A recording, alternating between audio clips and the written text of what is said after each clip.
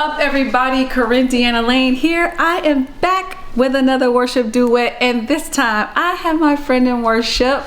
Margoe is in the building. Hello. OMG. So she came all the way for like an hour away. Look, I'm so excited that you're here. Okay, like it's always an honor. Absolutely. I like to tell people how we met. For sure. We met at church. Yep. Probably maybe 10 years ago. Yep. It would be.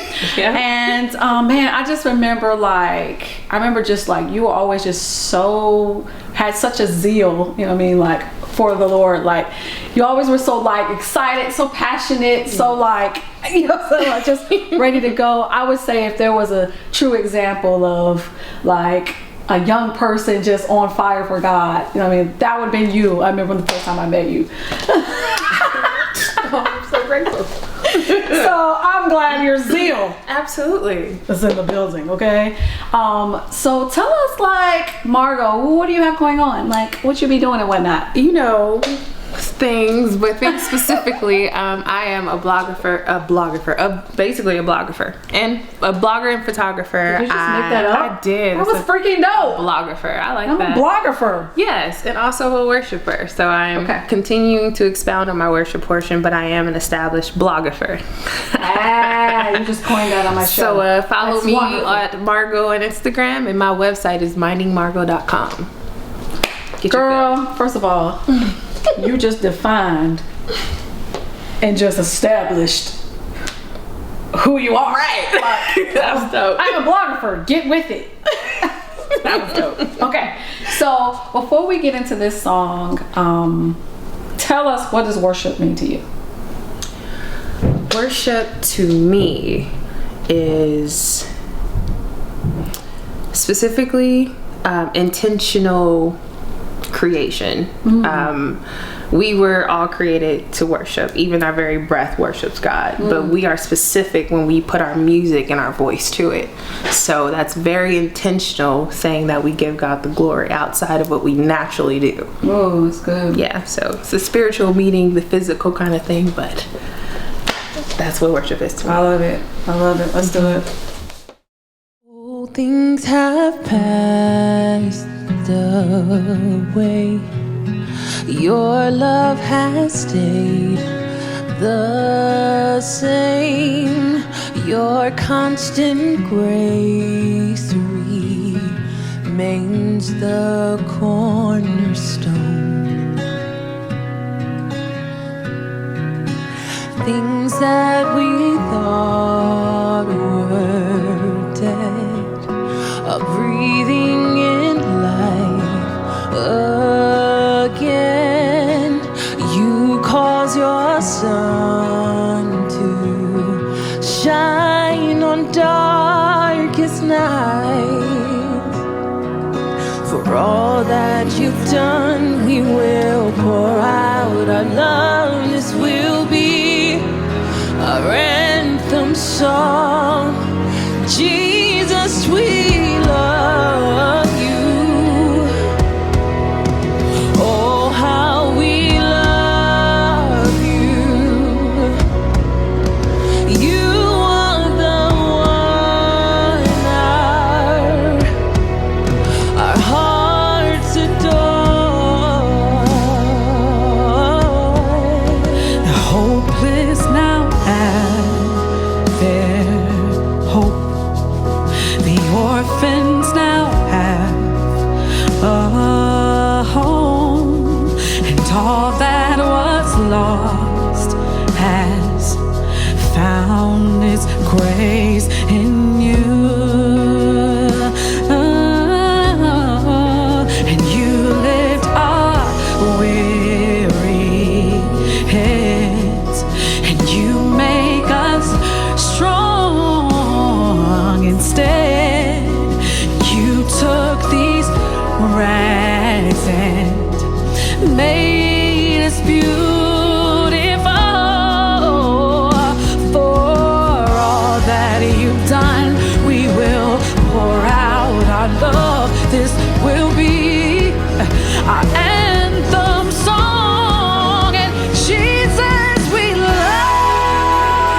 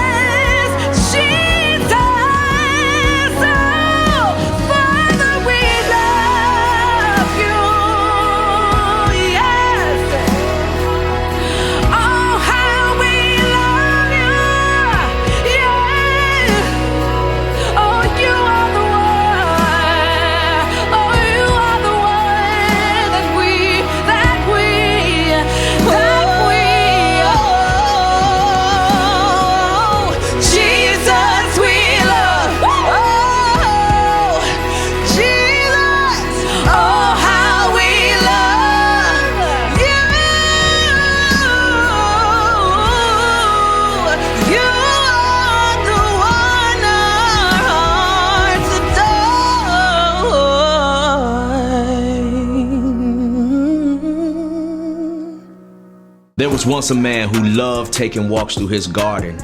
One day on one of his many walks, he spotted a butterfly's cocoon.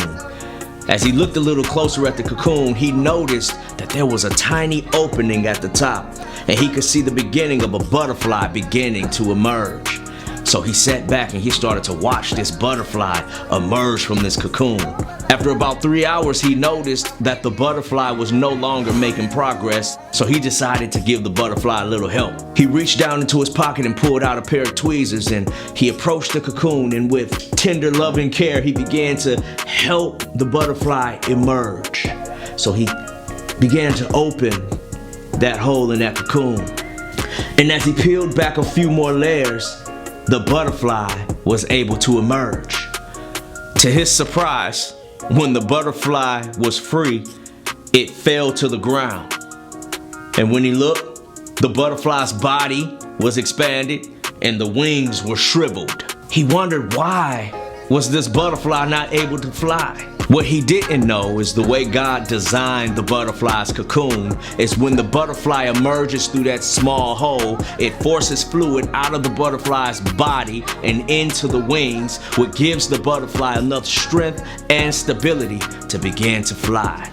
That butterfly went the rest of his life crawling, unable to fulfill its purpose. Just as that butterfly emerging through that small hole, we have to understand that where there's struggle, where there's discomfort, where there's pain, there's also growth. So instead of praying to be pulled out of struggle, pray for the strength to come through it. Guess what?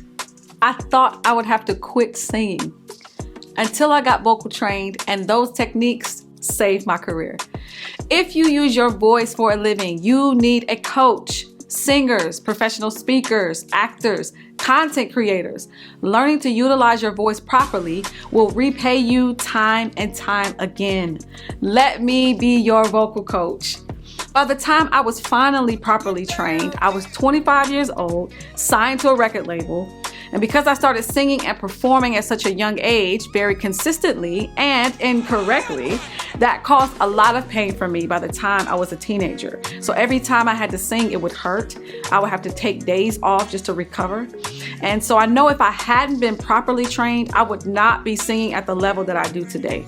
The results of training not only saved my career, but inspired me to become a coach myself. I'm very, very passionate about vocal health. I teach diaphragmatic breathing, vocal stamina, projection, stage presence, vocal health, on how to just take care of your actual vocal cords. And I give you great tips to help you grow as a singer. I teach from as young as 6 years old and up. You can contact me via social media at KORIN DEANNA Lane, or you can email me at korindeannalane@gmail.com. Looking forward to working with you. I'm a dancer, singer, and actor, and KORIN is my vocal coach. So I'm able to hold notes longer and make them sound right, like make them pitch perfect. I've been doing vocal lessons with KORIN for about 5 or 6 weeks now, and the difference that I've noticed was instantaneous. I've learned so much about singing, so much about speaking, that I didn't realize it was so important. I'm doing things with my voice and with my diaphragm and with my breathing that I never thought I would be able to do.